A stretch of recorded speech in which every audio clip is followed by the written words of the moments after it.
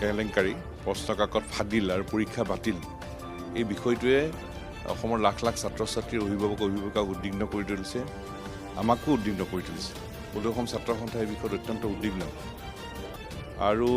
এই বিষয়ত যিয়ে জড়িত নাথাকক তেওঁলোকক কঠোৰ দৃষ্টান্তমূলক শাস্তি দিব লাগিব কোনো খাৰি যাব নোৱাৰিব আৰু তাৰ লগে লগে এইটো কথা ঠিক যে এটা সাংঘাতিক চক্ৰান্ত চলিছে যে আমাৰ সেবা বা সংসদ বা ৰাজ্যিক বোৰ্ডৰ